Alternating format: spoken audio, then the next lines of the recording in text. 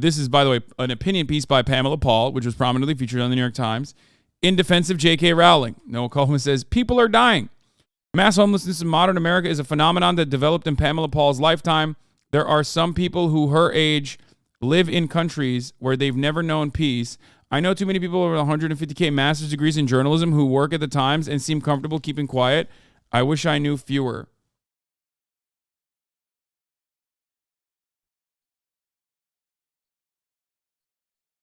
Like, J.K. Rowling has a fucking moat in her castle that she lives in. You know what I mean? I'm sure you don't need to defend her. They also changed the title of a pro-trans op-ed from Jamel Bowie. Wait, did Parker deactivate her account? What the fuck? You know I can't click on this, right? It says that she deactivated her account. Parker literally recently DM'd me. Like, Parker DM'd me like 2 days ago saying thanks for, all of your endless support and your ongoing coverage on trans people. Literally like yesterday. I did not know that she's on Mastodon now. Okay. Parker Malloy is a trans journalist. Anyway. Late and easily confused. Have you talked about ContraPoi's tweet chain yet? No, I have not seen that. But hold on. Let's look at the New York Times demands from trans people real quick. Glad wrote this. It's Glad that did it, right?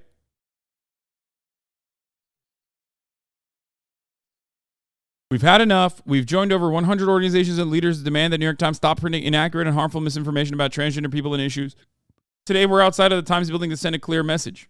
And the message was, dear New York Times, stop questioning trans people's right to exist and access to medical care, especially at a time when, there's not even that much support for this concept of like blocking trans health care. And yet, for some reason, people are still advocating for it. I covered this we talked about this extensively on Transgender Marxist, aka Juniper's stream. We were raising money for trans charities. Yeah, it is on the front page. I know. We're gonna cover that in a second. On Wednesday, Catherine, friend of the show, Catherine Kruger, wrote an article. Shame on the New York Times. This basically summarizes everything that happened. On Wednesday, nearly 200 contributors to the New York Times made a simple argument to the paper's leadership that its breathless coverage of transgender children and trans healthcare is biased. What other conclusion can you draw, given the relentless string of Times stories raising supposedly troubling concerns about trans people, or the staggering statistic calculated by populist Tom Stocka that the paper has run some 15,000 words worth of front-page stories asking whether care and support for young trans people might be going too far or too fast? Rather than engage with the letter, though, the New York Times instead chose to patronize and dismiss his critics. To make matters worse, it then published an even more transphobic content just 24 hours after the letter dropped. It all adds to a disgraceful display of institutional arrogance. Oh, fuck. I can't read the rest of it because I'm not subscribed to Discourse Blog. Okay. New York Times doing exactly what, like, rich, out-of-touch, white liberal feminists love to do, which is find another fucking marginalized group of people to absolutely shit on for no reason whatsoever. Hold on. Let's see the letter. We have surpassed 1,000 New York Times contributor signatories. Yesterday, the Times responded to our letter by erroneously identifying us as advocates. We are not. We support GLAAD, but this is a tactic, one we are not falling for. We await a response. We are disappointed that the New York Times, this is an update. Fuck, why can't I find the like actual original letter, goddammit? I need to find the original. Why didn't you take a principled stand on Hogwarts Legacy? Your take was basically, what are you going to do? Because you are a fucking dumbass who doesn't actually care about trans people, or maybe you yourself are trans, and yet that still doesn't change the reality that you're a fucking dumbass in this circumstance, who thinks that, like, you know, yelling about Hogwarts Legacy even now, when we have, like, moved beyond it, and we're talking about other trans issues, you want to desperately cling back onto that fucking discourse because you're a dumbass, okay?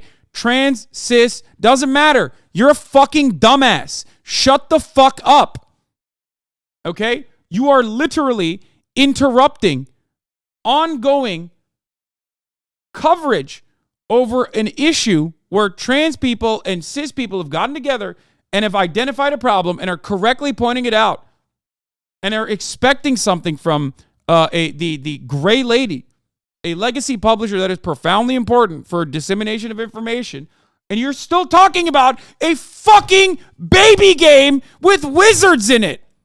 Shut the fuck up!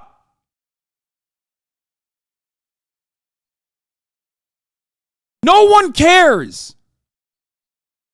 No one cares about the fucking baby game.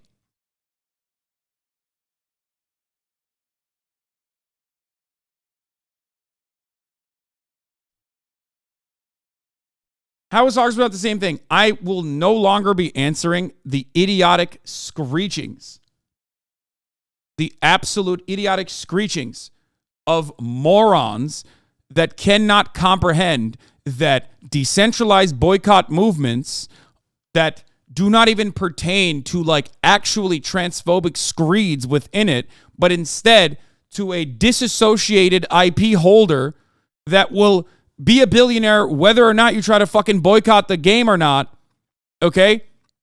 And will continue to be transphobic regardless. That was always destined to fucking fail. And like a genuine movement to stop one of the major publications on this planet from fucking basically reigniting transphobic bullshit that the media and the legislators point to. Every time the New York Times writes an article like this, the state legislators that pass legislation that no one is even asking for, by the way, to like make it so that it's illegal to give HRT to consenting adults, they use those articles as proof that there are demands. Do you understand?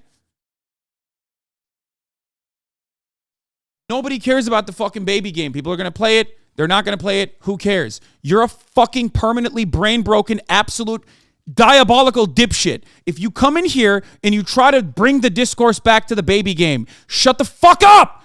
I despise you, you fucking freak.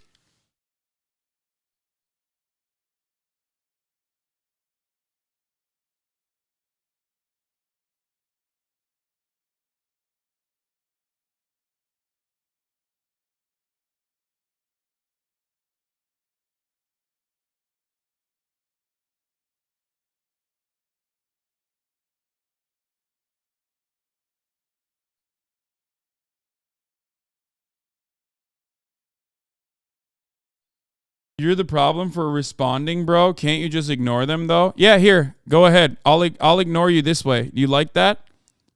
Fucking dumbass.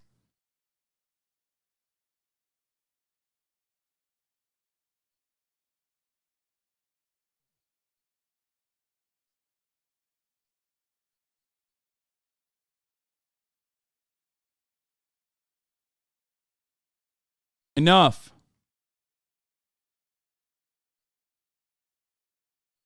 Man,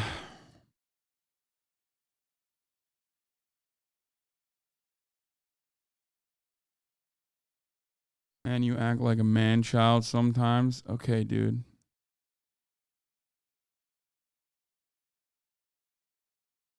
Sonia, we're covering the topic through the Times article. It's not like it was brought out of the blue.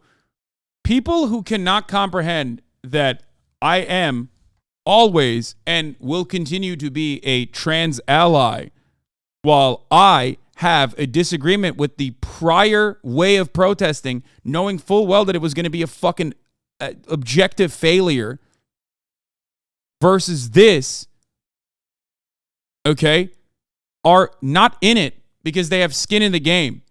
Or worse, even if they do have skin in the game, they're in it for the drama because they have no other way to consume the news without turning it into like non-stop semantics debates. Okay? Shut the fuck up. Stop trying to go back to old discourse that we have completely fucking moved beyond. Freaks, huh? Yeah, let's use the genocidal terminology. Nothing wrong here. Okay, we need a cleansing. It's happening now. All right. All right. Give it to me. I want to hear all of your rad lib, emotionally charged, narcissistic fucking sentiments in the chat. Get them out. Let's fucking nuke you, and then let's move on. Let's clean up this fucking community. You are disrupting coverage right now. You know you are disrupting coverage of literally what is ongoing within the trans community, specifically because you want your voice to be heard. You are not an ally. You are not a valuable person to the fucking movement. You are selfish, and you are adopting the aesthetics of leftism and utilizing the fact that this is a community based around being empathetic to garner support in the chat for a brief moment. It's not even clout that you get in this circumstance. It's a feeling, it's an adrenaline rush. Absolutely pathetic display once again.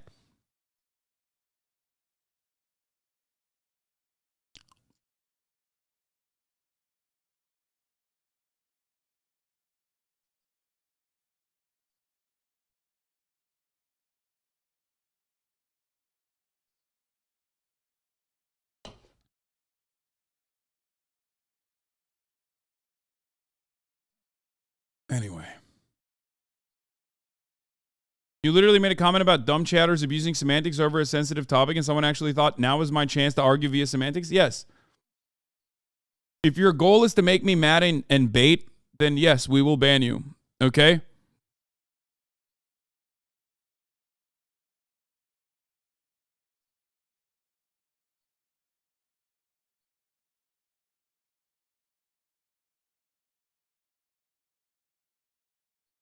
The New York Times finally published a supportive opinion piece on trans people, and the headline was quietly changed to remove the reference about trans people. This is exactly why 100 of current and former writers signed a letter blasting his coverage of trans people.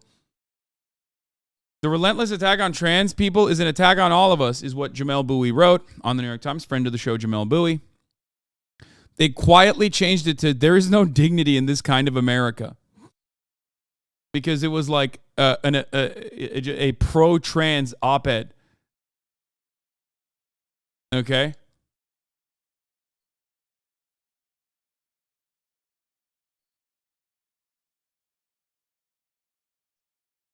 Just very openly doing shit like this.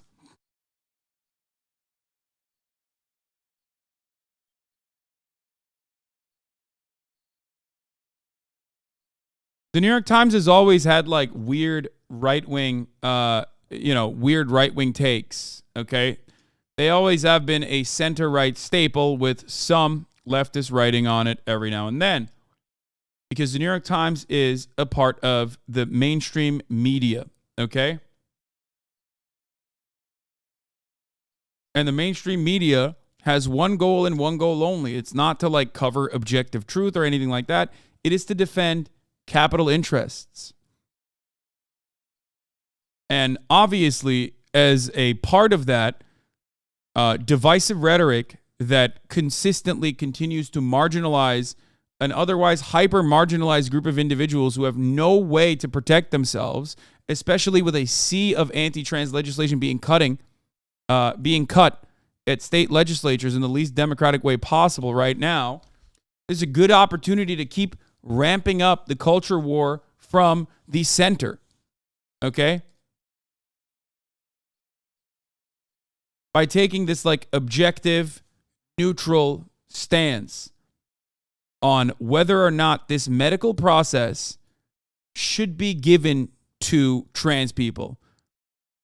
Neutrality in the face of injustice is siding with the oppressor. Okay? And they don't even take a neutral position. They take a fucking middle of the ground, like straight fucking in the middle, or sometimes objectively anti-trans take. It's insane. It's insane that we live in this world where the supposedly liberal mainstream media is just like making an argument about whether or not some populations in this country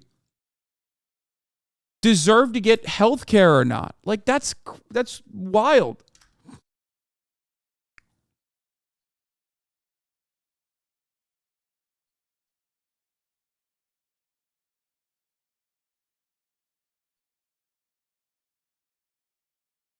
Anyway. But of course, the New York Times will turn around and say this is an attack on our coverage. This is an attack on like objectivity in news, in media, when like the piece itself, or at least the pieces I saw of it, correctly identified the issues. I'm still trying to find what Glad said, by the way, and the op-ed piece that was directed towards the New York Times. Okay.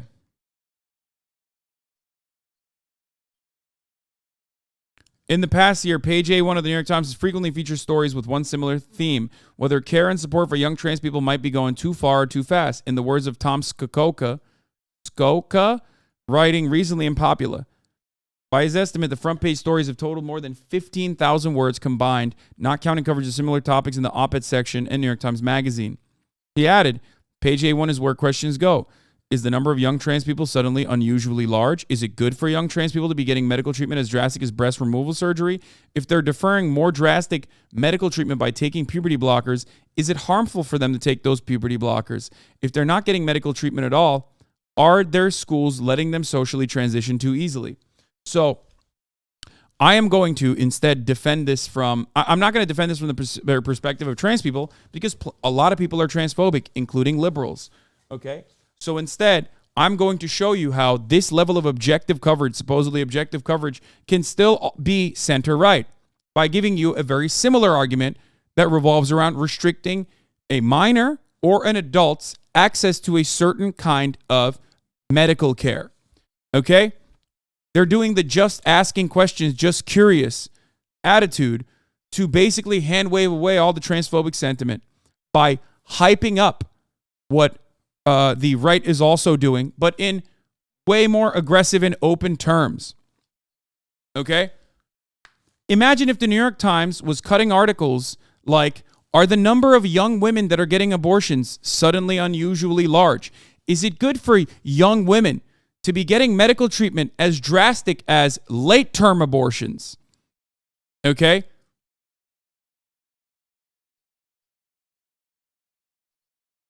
If they're deferring more drastic medical treatment like late-term abortions by taking birth control, is it harmful for them to take birth control? If they're not getting medical treatment at all, are their schools letting them think it's okay to get some level of protection that thinks taking birth control is correct? Because birth control, contraceptives, and also abortions are medical procedures that the right identifies as a threat. Okay? They identify that exactly as a threat, and they openly state, when you go to a right-wing outlet, you make no mistake, they say abortion is murder. Even some of them say contraceptives are also unimaginable and shouldn't be taken. You know, they try to stop you. The New York Times, on the other hand, has a liberal attitude towards this, where you will not see them write articles this much because a lot of white women, one, get abortions, and two, are pro-abortion, okay, even if they're fucking conservative. So the New York Times knows its base of support, so they would never fucking concern troll around abortion in this exact same way. But transphobia is easy to concern troll around.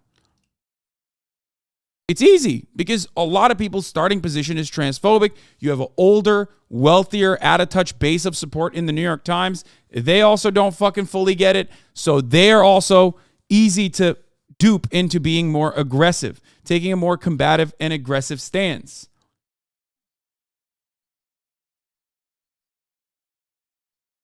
The reason why I made this argument and changed it to abortion is because most people hear this and go, wait, these are valuable questions to ask. Yeah, you can make that exact same argument about how valuable those questions are to ask about abortion too. Ultimately, both are medical procedures that the New York Times is advocating to stop at a time when legislation is being written to stop it.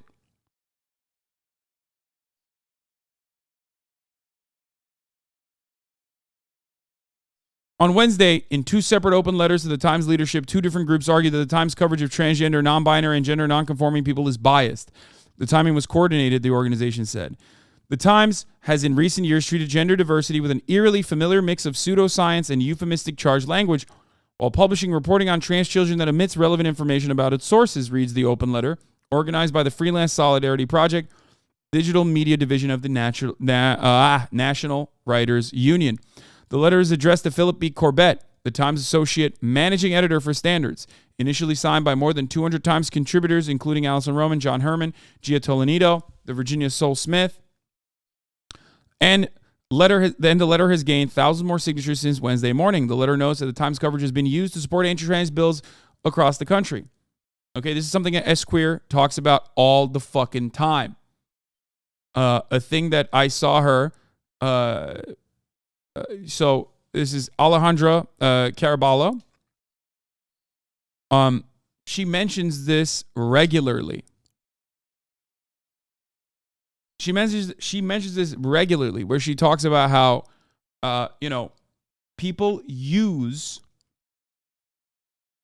this kind of these kinds of screeds that the New York Times publishes when they're making an argument. It's state legislatures. Would they still do it without the New York Times' support? Certainly. Okay, I'm sure they would, because they're fucking demons. But why is it that the New York Times, which is supposedly this like liberal institution that cares about truth, justice, and objective news coverage, covering this from an angle that is otherwise lending credence and legitimacy to unfair, anti-scientific, right-wing, anti-trans arguments? Think about that.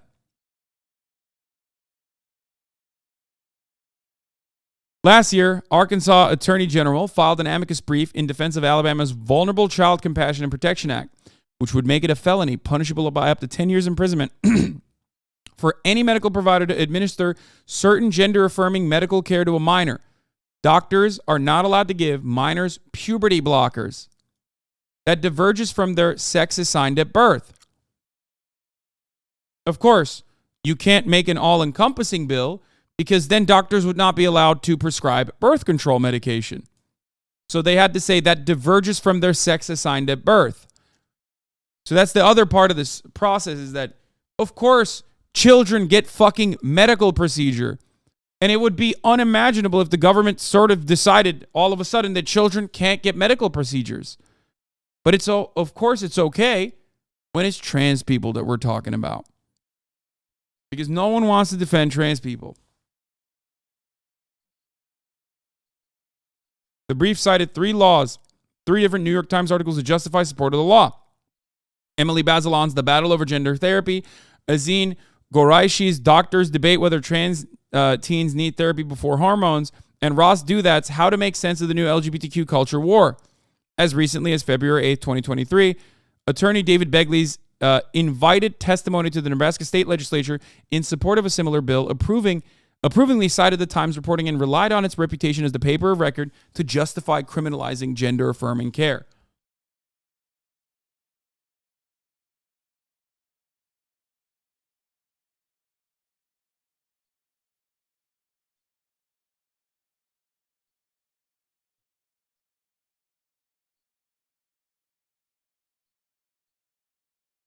You are playing a role, whether you recognize it or not, in justifying the state interrupting a medical process that the healthcare professional and the patient have decided to go down, to take. That is unimaginable.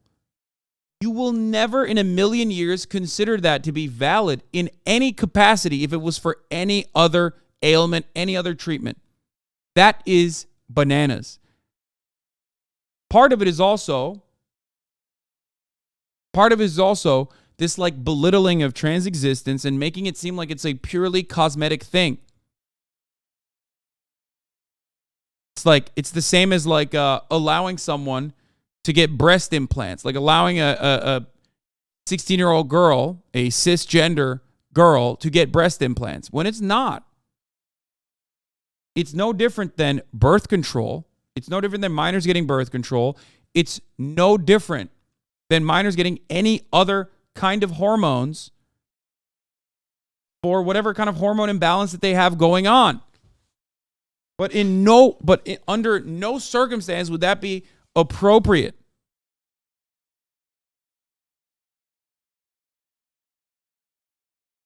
Trans healthcare saves lives. Trans acceptance saves lives. And the worst part about it is that these people know. A lot of the people in the New York Times know that that's the case. And yet they still do it.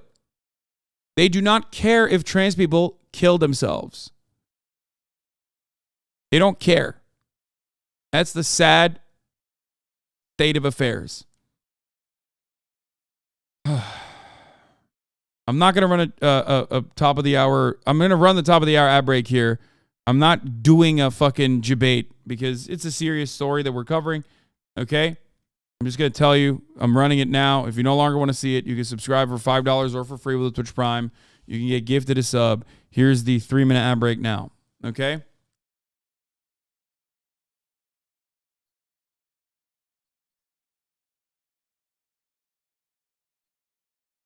The letter draws parallels between the Times coverage of trans people and earlier decades its coverage of gay people and the HIV/AIDS and its treatment of gay employees.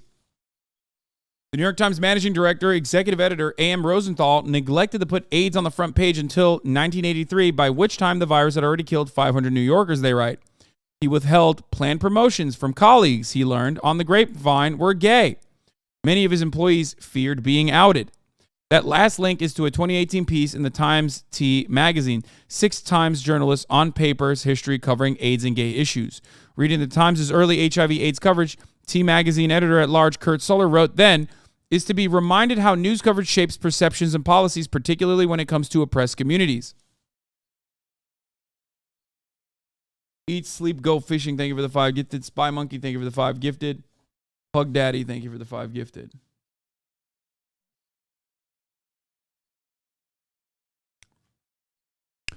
In an interview with Hellgate, New York, Joe Livingstone, a critic and writer who helped organize the Freelance Solidarities Project's letter, argued that the Times reporting on trans people is intended in part to drive views and outrage. There are really not many trans people in America. That's the part that is like deeply frustrating to me.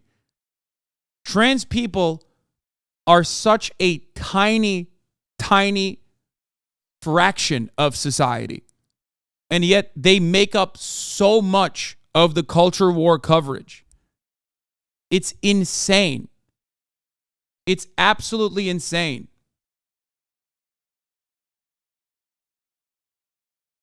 It's just, it makes no sense. Half the time when people were writing legislation about like not allowing trans girls to participate in, high school sports or whatever, they were writing that to like bully or stop like a random trans girl that's like 12 or 14 years old from participating at the fucking swim meets. And that's it. Like one person. You're writing a whole ass legislation to like bully one person who isn't even that good at swimming. Like there's nothing. Like you've just never met a trans person if you think that like all trans people are like fucking demon athletes, It's so insane. In no other circumstance would you ever look at this and go, wow, this is so valid. It's so, like, you in no other circumstance would you look at this and go, yeah, I believe that this is the right thing to do. You would be like, no, what the fuck are you doing? Shut the fuck up.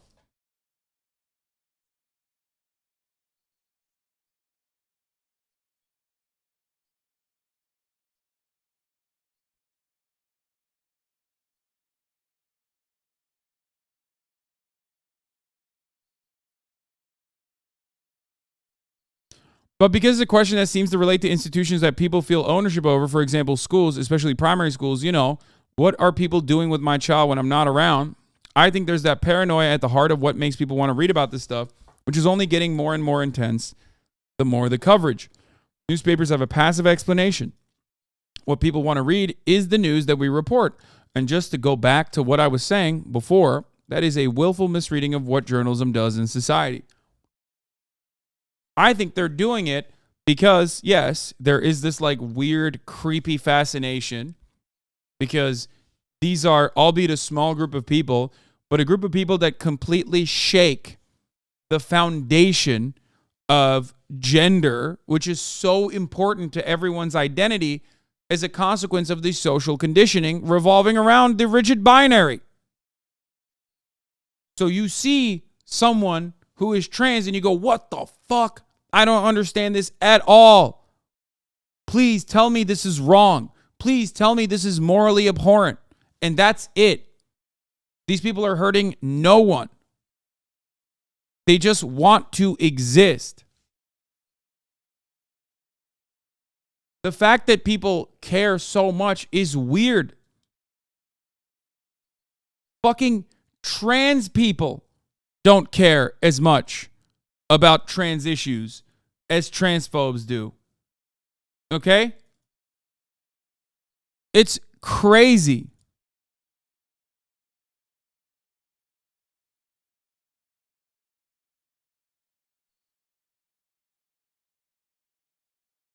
Yes, I covered Brianna Gay. I did. Yes. Which is also important for this story because, like, the UK and UK media across the board has been obviously incredibly uncharitable to trans people, but also on top of that has been, like, violent towards trans existence in general. The UK is Turf Island for a reason.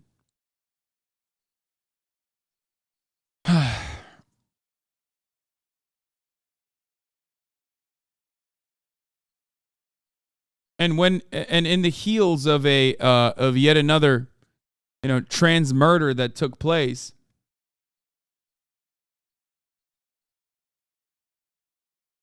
they refused to say that the victim was trans.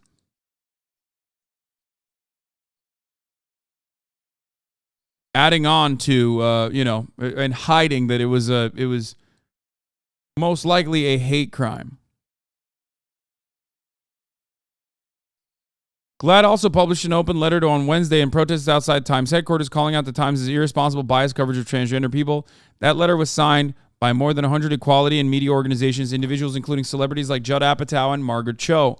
GLAAD's letter includes specific demands for the Times, including a meeting with trans community members and more hiring of trans employees. The Freelance Solidarity Project's letter simply asks for a response. And a response they got. Charlie Statlander of the New York Times, their director of external communications, provided a statement on Wednesday afternoon saying, "We received the open letter delivered by GLAAD and welcome their feedback. We understand how GLAAD and the co-signers of the letter see our coverage, but at the same time, we recognize that GLAAD's advocacy mission and the Times' journalistic mission are different." Yeah, we know.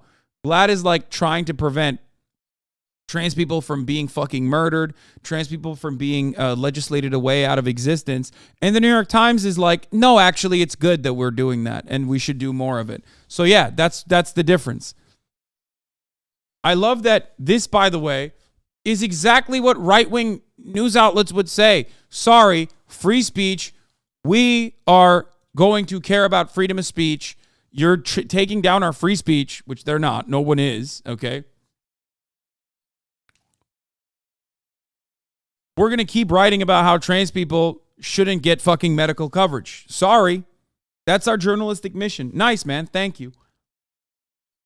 As a news organization, we pursue independent reporting on transgender issues that include profiling groundbreakers in the movement, challenges and prejudices faced by the community, and how society is grappling with debates about care. By the way, this attitude is precisely the reason why the New York Times has always been on the wrong side of history. This is why you can go back to the Bracero program with the New York Times defending the program, literally with the words wetback on their fucking headline. This is precisely why you can go back far enough and find op-eds defending Adolf Hitler. That's why they're always on the wrong side of history. Because they're not there to write objectively. This is why you don't even have to go back that far to see what their opinion is on the Iraq War.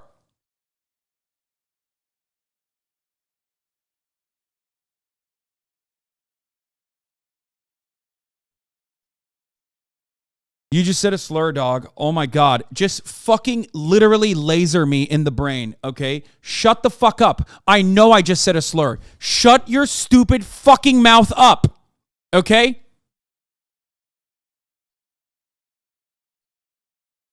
I hate the left so fucking much. Unbearable. You are unbearable. Shut the fuck up. Nobody takes you seriously. This is why everyone laughs at you. Okay? Is that the main point of contention here? Do you want to make this the main point of contention here? No. You are a narcissistic baby who wanted to selfishly center themselves in their own pet project when we're talking about something entirely different.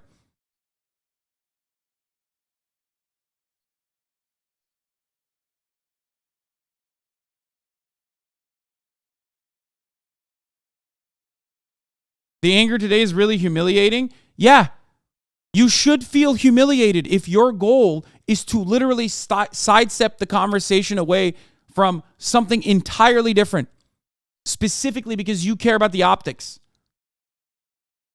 Shut up.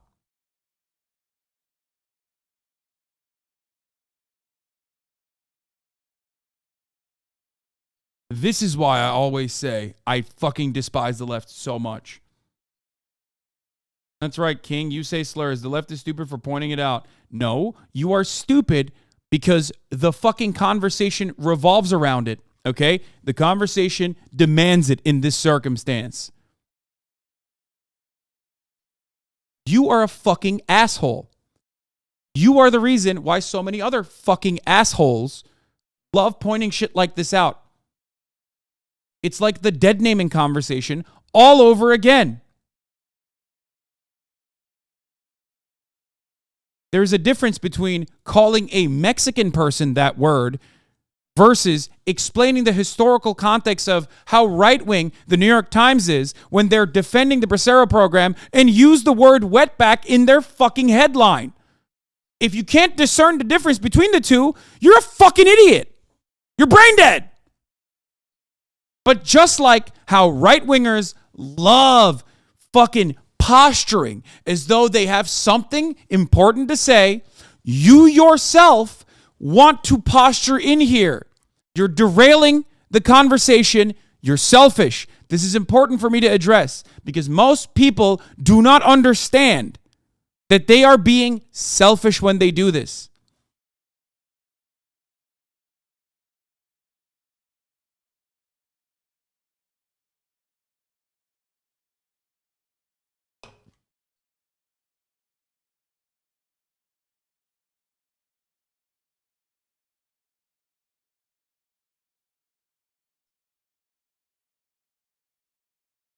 Anyway.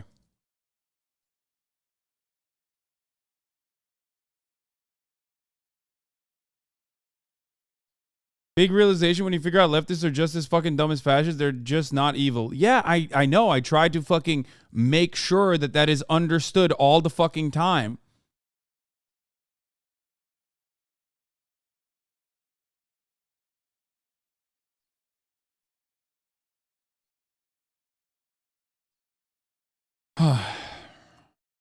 Anyway, let's continue.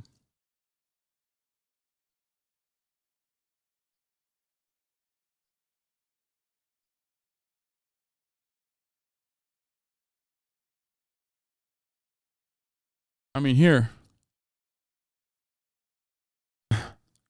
New homosexual disorder worries health officials.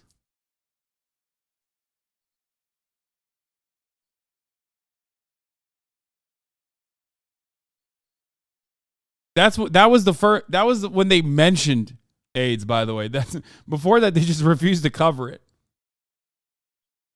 From 1917, extremists rise to power in Russia. From outset of revolution, they have thwarted efforts of moderate governments, sapped Kerensky's rule, supported Premier only when the Kornilov movement filled them with apprehension. Creed of the extremists, Kerensky's efforts all vain. The Council of Five.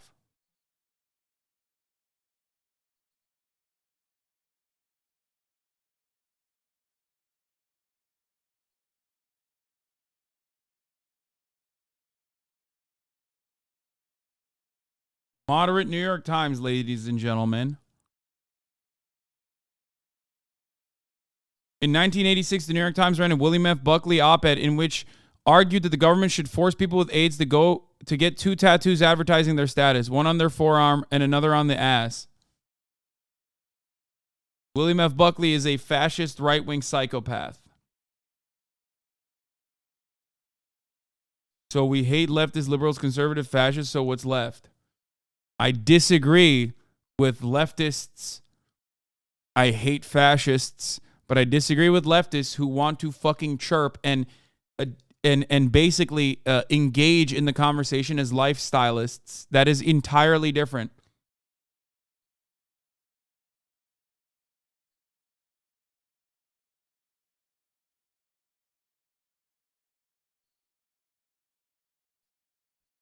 Here's the New York Times writing a puff piece on Hitler. Her Hitler at home in the clouds, high up on his favorite mountain. He finds time for politics, solitude, and frequent official parties. Her Hitler in the clouds. Mussolini, hope of youth, Italy's man of tomorrow. Hitler, driving force in Germany's fascism. His fiery orator has won men of all classes to support the doctrine of National Bolshevism.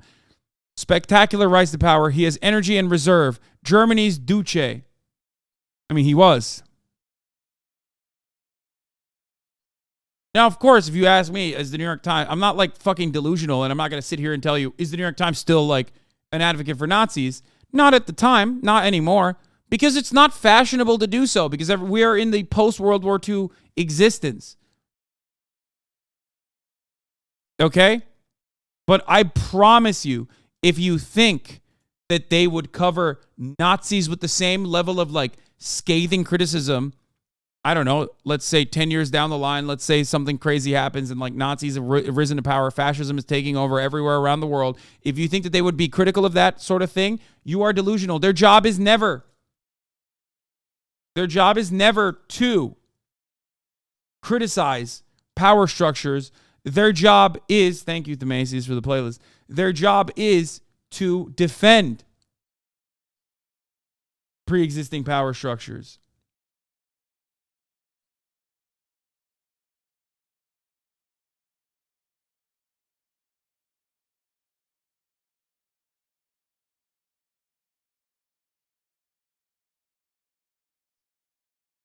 Days after hundreds of current and former New York Times writers pleaded with the New York Times to stop their transphobic coverage, and days after a 16-year-old trans girl in the UK was murdered in a hate crime, they published this bullshit. They don't care. The cruelty is the point, says Alejandra.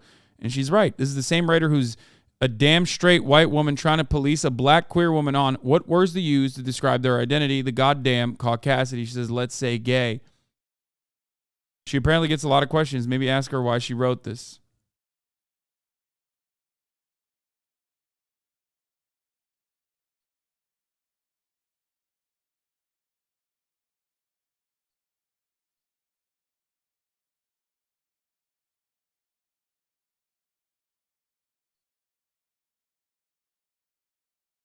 Let's finish this.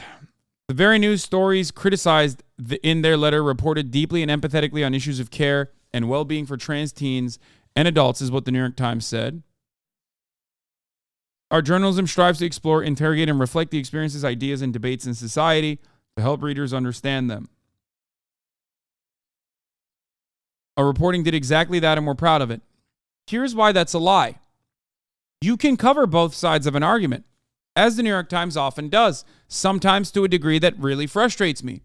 Like when they heavily feature actual fucking lobbyists that get paid to promote, anti-abortion screeds, okay? They do this all the time. They do this with that too. However, when they do that, at least they know to massage the narrative in a way that favors abortion, in a way that recognizes that abortion is a medical procedure that needs to be kept between a woman and her medical professional. They don't do the fucking both sides hand-washing, hand-wavy bullshit because rich white liberals care about abortion. They get abortions. But they might be, as a consequence of how little the trans community is, how small it is, They might not have anyone in proximity. They might not have a trans person that they care about. And they can't see anything but in front of their fucking noses. That's it.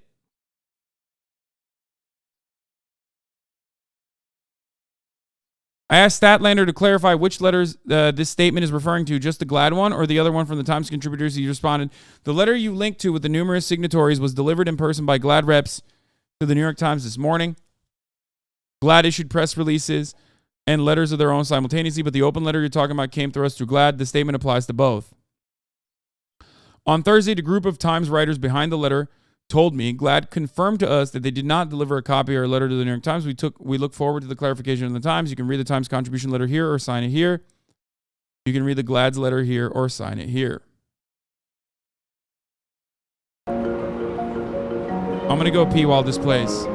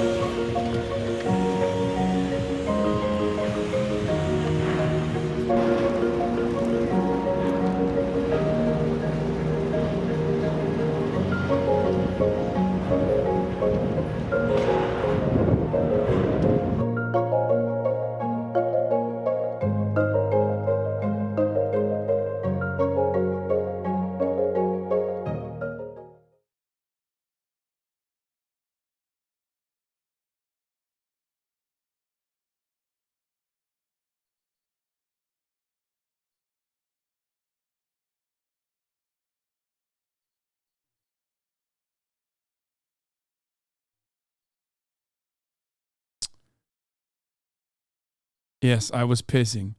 Article after article, page after page. I mean, you guys get the gist of it. Think your stories are innocently just asking questions? The state of Texas quoted Emily Bazelon's June 2022 report in the New York Times Magazine to further target families of trans youth in court documents over their private evidence-based healthcare decisions. Here are facts that the Times chooses not to include in favor of fringe anti-trans voices who are not experts on medical care for trans youth. Every major medical association supports gender-affirming care as best practices care that is safe and life-saving and has widespread consensus in the medical and scientific communities. This is a fact that often goes overlooked. When you hear someone talking about trans people, okay, as though, or trans care, gender-affirming care is a bad thing with negative consequences, that should be your telltale sign that you're not talking to a serious person. The same could be said about vaccines. The New York Times did not allow a single fucking peep about vaccines. The New York Times covered vaccines objectively and fairly and truthfully.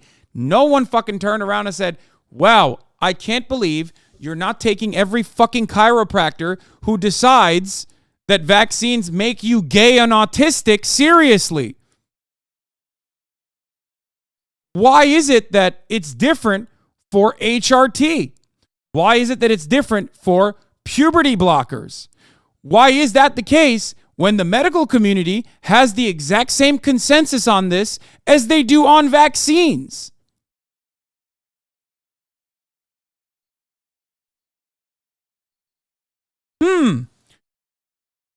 Very interesting.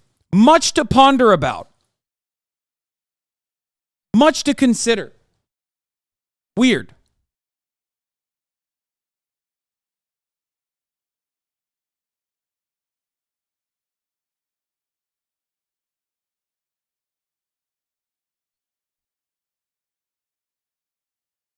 Because when you engage in transphobia, that is beneficial to capital owners because it is a harmless, marginalized group that has no way of defending itself, and you can ride the culture war narrative, present yourself as like the objective truth tellers.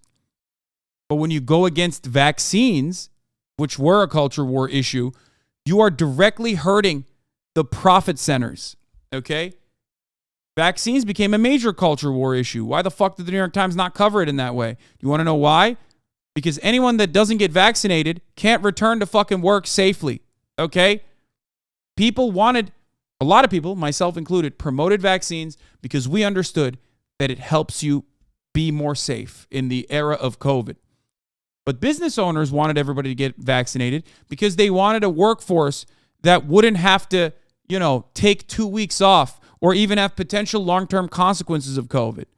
So the New York Times was never going to allow any kind of dissent on vaccine information.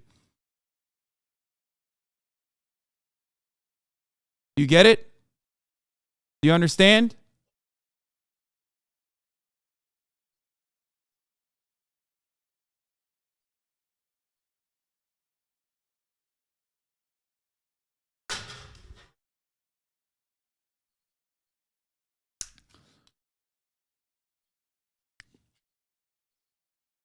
Yet the New York Times continues to churn out pieces that anti-trans extremists use to harm children and families. In November, the Times published a story that got the science of gender-affirming care so wrong that the W. Path had to write a multi-page teardown explaining how the Times misrepresented the facts at every turn.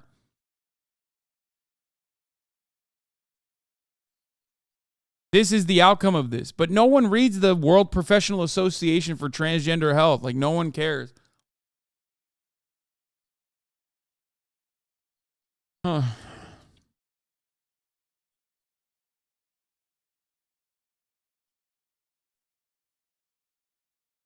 So the demands were stop printing biased anti-trans stories, stop the anti-trans narratives immediately, stop platforming anti-trans activists, stop presenting anti-trans extremists as average Americans without an agenda, stop questioning trans people's right to exist and access medical care, stop questioning best practice medical care, stop questioning science that is settled.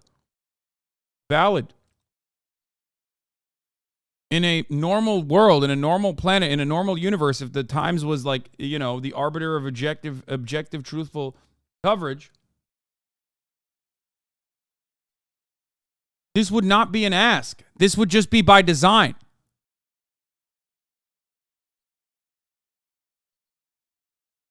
We will do all we can to make sure that Times writers and editors have the necessary information and access to experts to report responsibly on trans people and issues.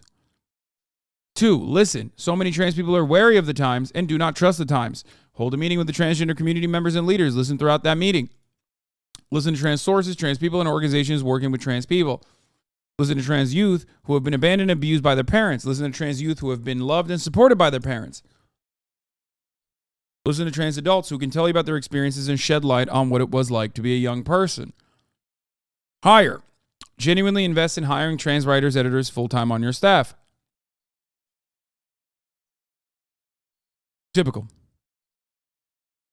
For those of us who truly treasure the Times coverage for so many years, it is appalling to see how the news and opinion pages are now full of misguided, inaccurate, and disingenuous, both sides fear-mongering and bad faith, just asking questions coverage.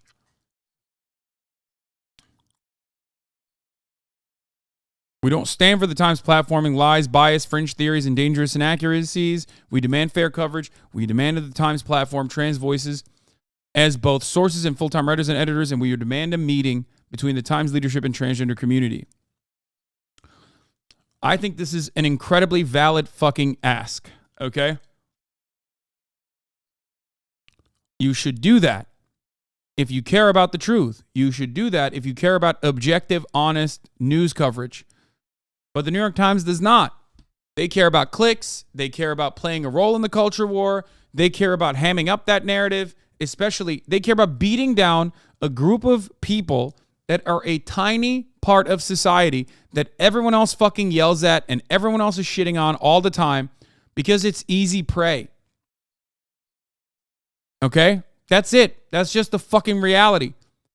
It's easy. Did you really get bullied into covering trans issues 4 hours a day? And then there are fucking dickheads like this who think I'm being bullied to do this. Are you fucking stupid? You think I'm getting bullied to cover trans issues? You dumb motherfucker. Do you think trans people have the capability of bullying me? They never shut the fuck up about Hogwarts. Do you think if I cared about like being as gentle as possible to trans people that I wouldn't fucking scream at them when they're out of pocket? What is this notion? Perhaps this is something I truly believe in. and get very frustrated about and have been dedicating hours of coverage before the Hogwarts Legacy drama and will continue to do so. There is no difference between what is happening to trans people in my mind, okay, in what I see in the United States of America than any other marginalized community. When it happens to undocumented immigrants, I cover it. When it happens to black people, I cover it. When it happens to brown people, I cover it. When it happens to gay people, I cover it. And of course, I'm going to continue covering it when it happens to trans people, even if sometimes trans people on the internet who are extremely online can come together and be kind of annoying. That does not change the reality that they just want to be left alone. That does not change the reality that they're just full human beings, okay, with hopes, dreams, wanting to fucking play sports, wanting to be left alone, wanting to be free of constantly being persecuted, constantly having to, come to terms with like debating their existence every goddamn day when they're, buying a fucking hamburger at Five Guys. You know what I mean? These are things that you and I never have to think about. It's just not. When you're a trans person, you have to think about it all the time. Doesn't matter how well you pass, doesn't matter. You're constantly thinking about it. You're like, is this person going to notice I'm trans? I know this because I talk to trans people. I know this.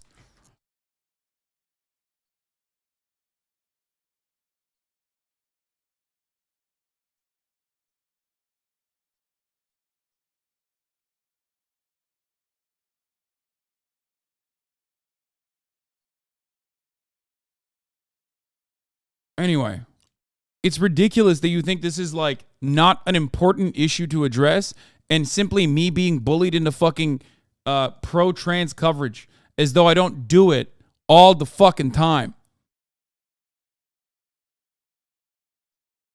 Holy shit. And long-term trans community members here know very well that if they get out of pocket or if they engage in some fucking bullshit rad lib like center me in this conversation right now and my immediate opinions or else you're transphobic, will get them subsequently banned. And I will scream at them as I have time and time again. Just like every other marginalized group.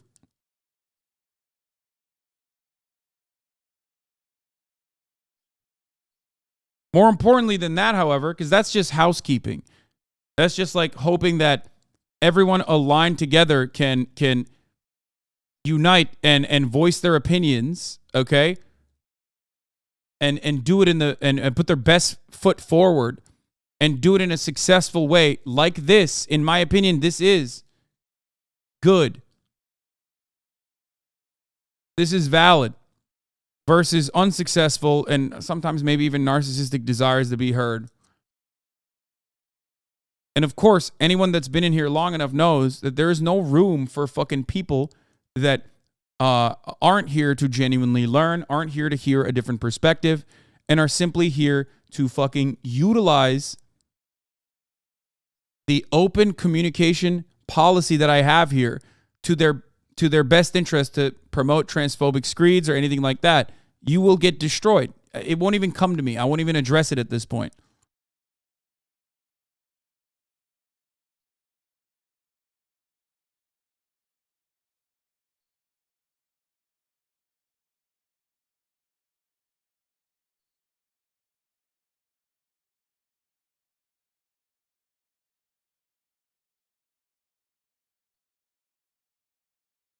Anyway, I did watch JCS, yes. It was a godlike JCS video that we watched yesterday.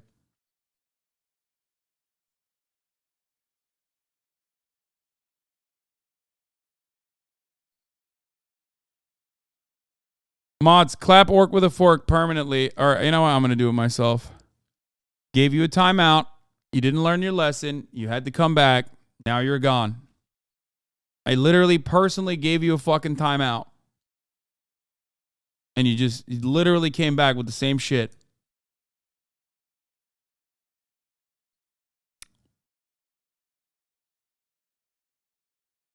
Anyway.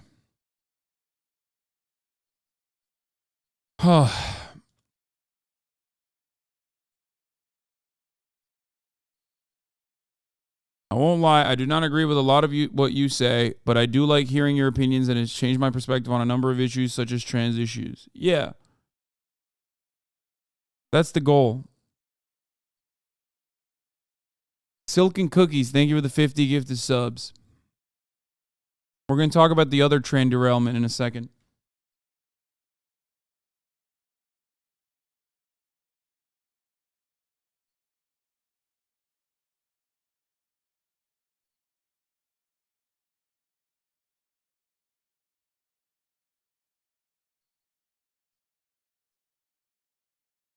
I mean, it's not even the second train derailment. Multiple have happened.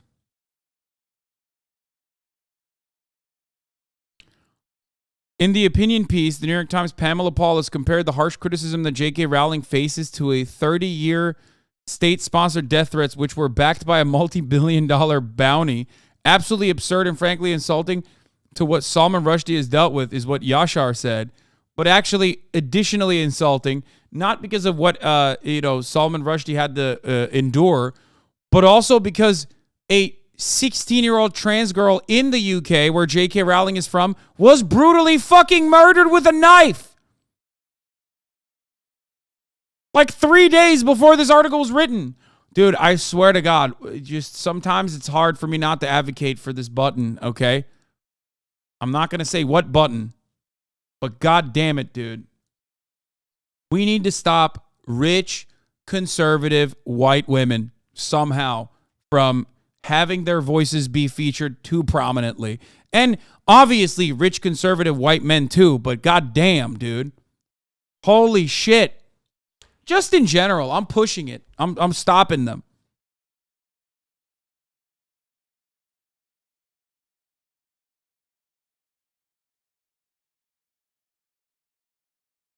So deeply frustrating.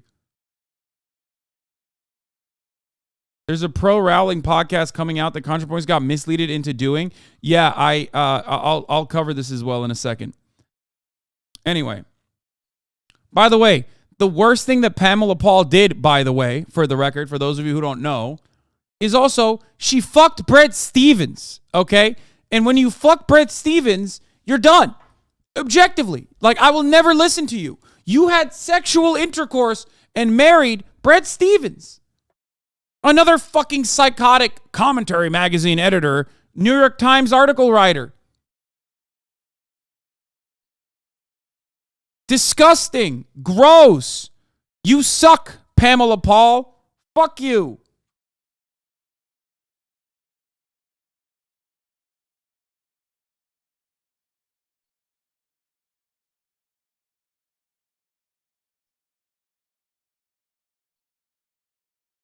J.K. Rowling going through some stuff, so she put me in charge of making dumb changes to the Harry Potter universe, effective immediately.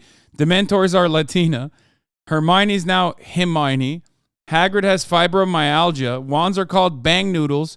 Hogwarts has a billiards table. Delete that post immediately. It is a lie. I did no such thing. Sorry, I'm just kidding. Thank you. No, I mean I'm you now. Why are you so mad about my books, Turf? Stop this instance or I will contact my attorney. Harry Potter is now Italian-American. He is not.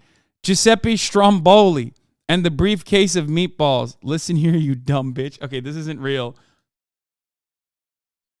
There's no way that's a real convo, but I do think it's funny. I hate that the cancel culture, said Giuseppe Stromboli. The muggles are criticizing me online for my hateful views, and I have no time to practice the bang a noodle. Can't talk right now. I have to fight a fire, said Dumbledore, who is a firefighter now.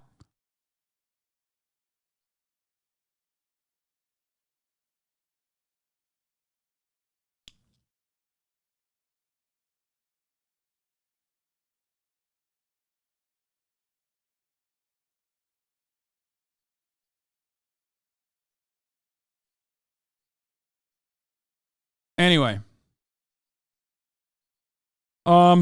Yeah, this is the same writer who's a damn straight white woman. Last month, the new president of the advocacy group Human Rights Campaign, Kelly Robinson, posted a 6.5-minute video to introduce herself and frame the mission of the organization, which was founded 40 years ago by the gay activist Stephen Endian to help fund political campaigns for pro-gay rights candidates. In the video, Robinson talked about voting rights. She talked about transgender kids in school. She talked about abortion access and workers' rights. She said a lot of things, including getting to a world where we are free and liberated without exception, without anyone left behind. Not once, however, did she say the word gay or lesbian or bisexual. The grossest part of this is that she's trying to be British, okay, Pamela? Because this LGB shit doesn't pop off in America as hard because, like, for the most part, the American community, the American queer community expresses a lot more solidarity than the British one does. But that's like a very low bar to clear anyway, because the British community is like fucking dog shit in a lot of instances. The British queer community, I mean. So the LGB stuff, whenever I see it, I'm like, dude, you're a fucking idiot. Like, these guys think you're a fucking groomer pedophile, okay? Stop aligning with these fucking freaks.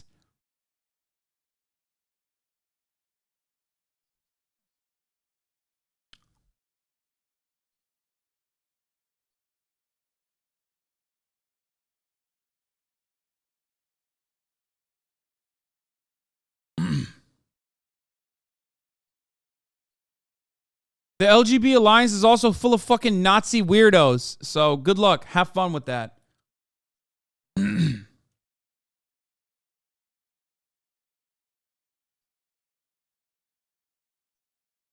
But yeah, it is completely gross to try and behave like you're British, like you're like a, LGB, lesbian, gay British. Exactly. Don't do that. You're an American. You should have some self-respect. We dominated the fucking planet for goddamn near a century, okay? You should know better. The fuck is this shit? Why are you LARPing as though you are British? It is disgusting to me, okay? Stop it.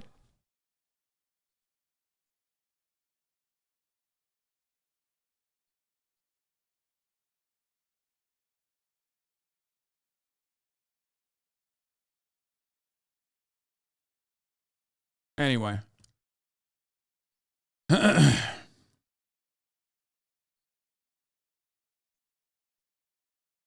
There's more I wanted to talk about. The New York Times finally published a supportive opinion piece on trans people. Oh, we talked about that already. There's an update from the NewYorkLetter.com. We are disappointed that the New York Times chose to use their public response to Wednesday's coalition letter from GLAAD and other organizations as an opportunity to attempt to dismiss the well-documented complaint of editorial bias detailed in our letter. Times representatives avoided addressing the substantive concerns in the letter by simply alleging that it came to them through GLAAD. However, GLAAD confirmed to us that they did not deliver the copy of our letter. Additionally, though, we coordinated timing with GLAAD. Our letters are very different documents. For example, we are not an advocacy organization. Our letter is addressed directly to the standards editor and makes a clear case drawing on the Times' own history and editorial standards. Out of hand, the Times comments dismissed the concerns put to them by at least a count over 1,000 contributors to the New York Times, among them eminent writers, artists, photographers, and holders of elected office, and the counter signatures of 23,000 media workers, readers, subscribers to the newspaper. We await a courteous reply.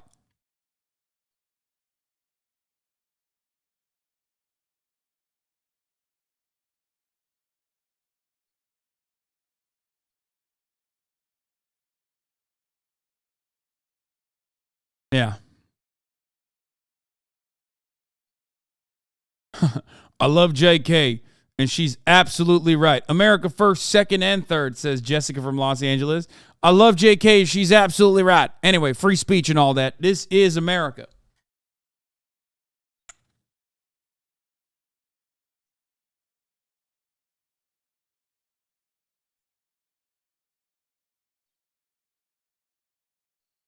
It's gross, dude. It's so fucking gross. Here is the memo from Joe Kahn, the New York Times staff, responding to yesterday's letter regarding trans coverage. By the way, Times leadership says the paper will not tolerate participation by Times journalists in protests organized by advocacy groups or attacks on colleagues on social media and other public forums. Yesterday, the New York Times received a letter delivered by GLAAD, an advocacy group, which was a lie, apparently. They didn't actually deliver it. Okay. It is not unusual for outside groups to critique our coverage or to rally supporters to seek to influence our journalism.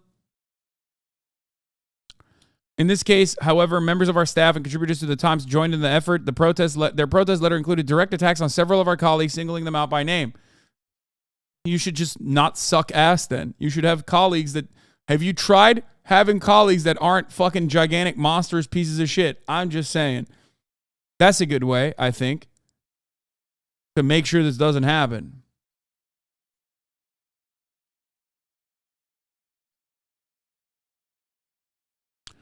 Participation in such a campaign is against the letter and spirit of our ethics policy. Yeah. Covering transphobic screeds from psychotic, delusional anti-trans extremists is also a part of our ethics policy, but demanding a change to said policy that actually literally fucking violates the ethics policy that they supposedly have, that in and of itself, that doesn't violate the ethics policy. Letter, not one. Yeah, here. This probably, for the New York Times, which will celebrate this, by the way, this should be a perfect demonstration that you have fucked up. Okay? And I said this to the fucking people who were up my asshole when they were yelling about the Hogwarts Legacy shit. Okay? Ben Shapiro agrees with you and used the same terminology that you used. Same as the New York Times. Ben Shapiro agrees with you, New York Times. Remember that. Not one scientific fact appears in this open letter. Not one. There's not a study that is cited. There's not data that is cited. Nothing. It's just a foregone conclusion that their perspective is fact, and what the New York Times is promoting, which, by the way, is steeped in science, is actually not even worthy of the debate. All of us dare say That's not true. That's not true. That's not true. No, they want the New York Times to cover it objectively, rooting the science at the center of the conversation. This is not up for discussion. It is no different than the fucking vaccine debate. God damn it, dude.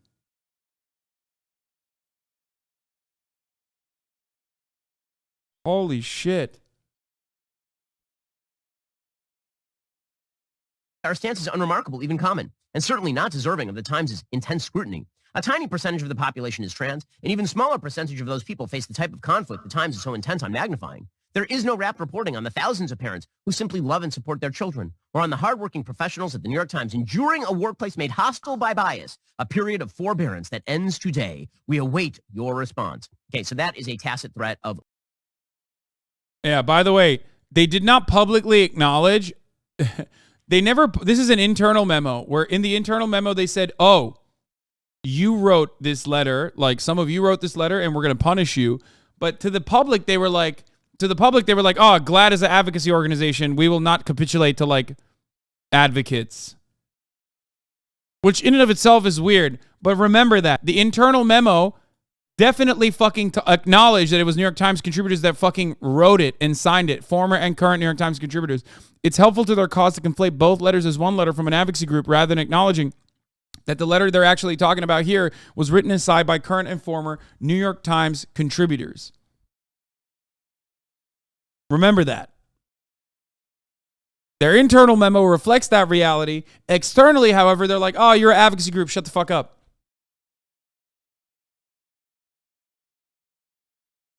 Legal action against the New York Times. So I feel a conflict. One, the New York Times, its reporting on this has been shockingly decent.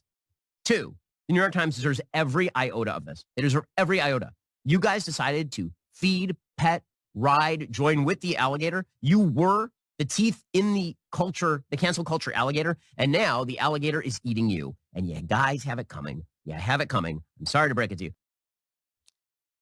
God. Ay. Fuck.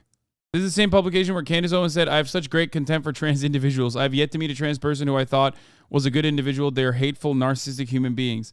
Candace Owens, on the other hand, not a hateful and narcissistic human being, by the way.